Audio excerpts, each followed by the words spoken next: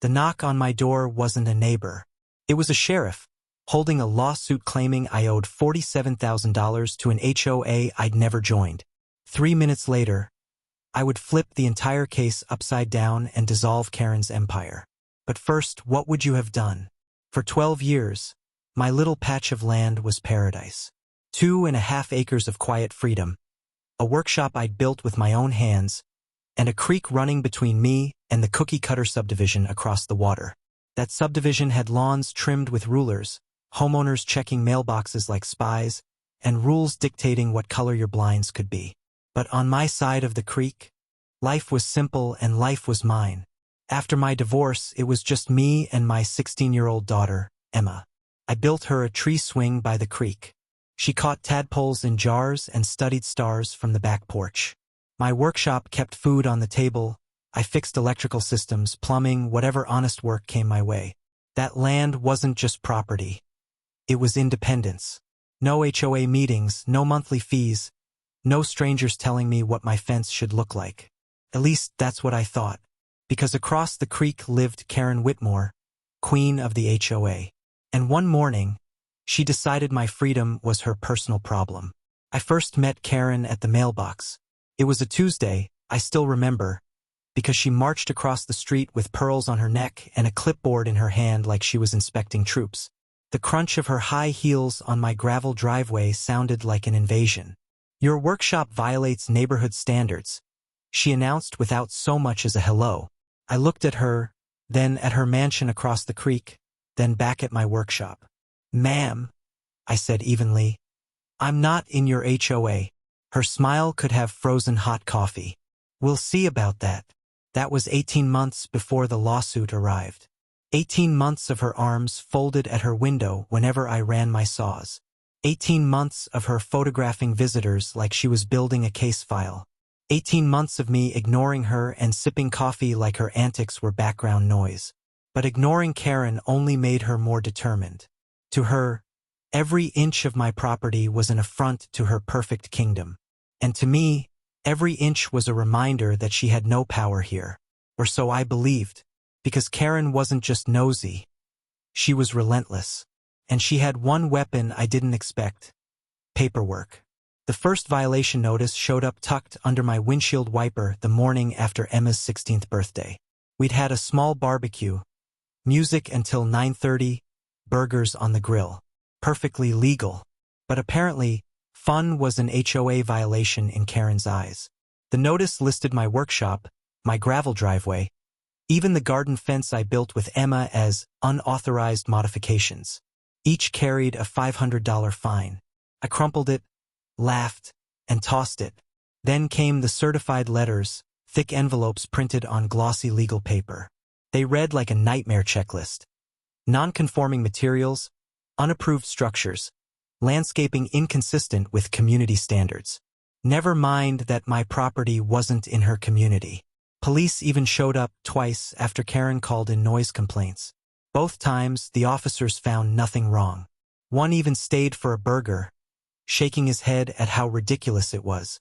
But Karen wasn't playing neighbor. She was waging psychological warfare. She bought binoculars, sat at her window, and timed when I ran power tools.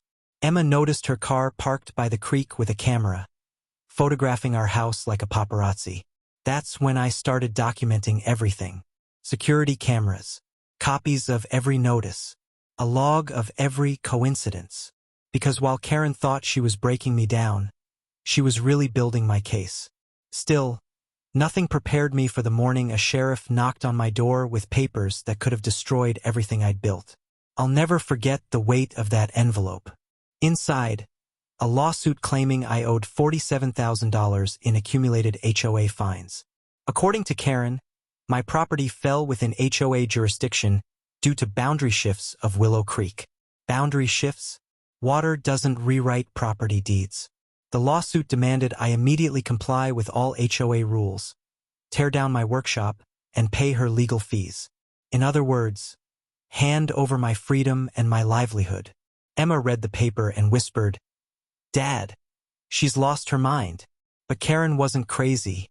She was strategic. She had filed similar suits before, and families had folded under the financial pressure. Most couldn't afford attorneys. They paid, moved, or lost everything. But Karen had picked the wrong target this time. I wasn't just a contractor. I was a veteran who'd learned a thing or two about battles. And this wasn't going to be another victory for her clipboard dictatorship. I looked across the creek at her mansion and said out loud, "Karen, you just declared war on the wrong veteran." My first stop was the county courthouse. The clerk helped me dig up my property deed from 1970. The survey was crystal clear. My parcel sat 47 feet outside HOA lines, permanently excluded because of the creek flood zone. Case closed, right? Not for Karen. A neighbor, Mrs. Patterson, 83 years old and sharper than anyone gave her credit for, invited me in for coffee. "Funny thing," she said, stirring sugar slowly.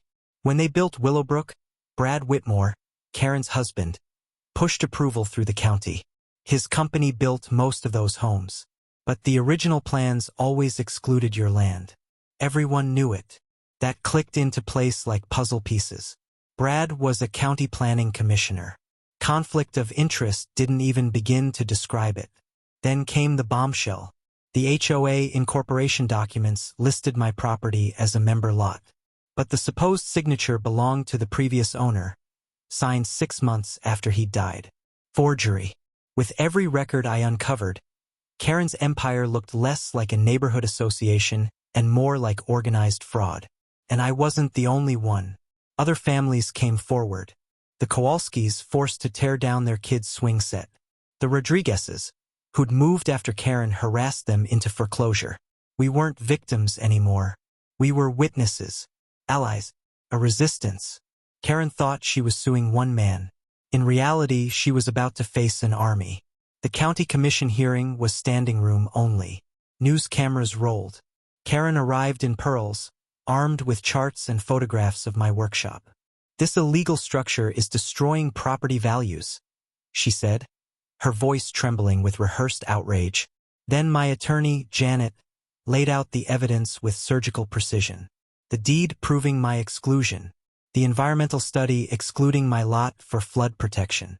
Security footage of Karen's brother-in-law planting fake survey stakes. And finally, Mrs. Patterson's recordings of Karen bragging.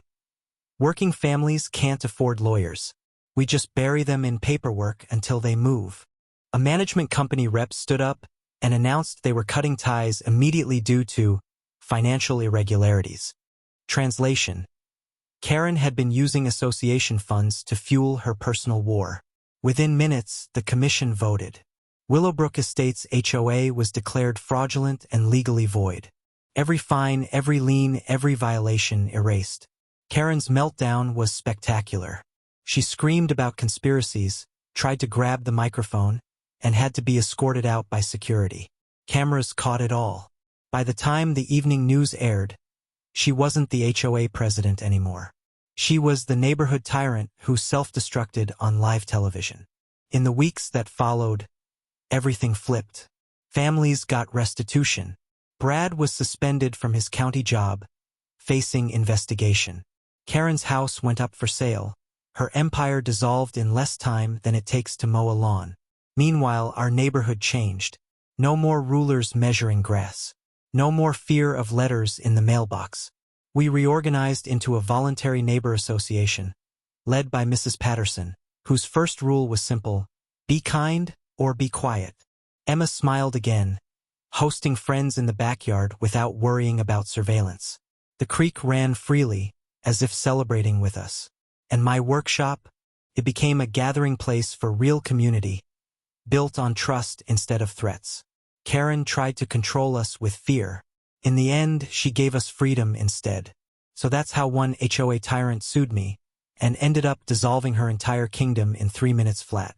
The moral? Bullies only win if we stay silent. Have you faced a neighborhood dictator? Drop your story in the comments, smash like, and subscribe for more HOA takedowns.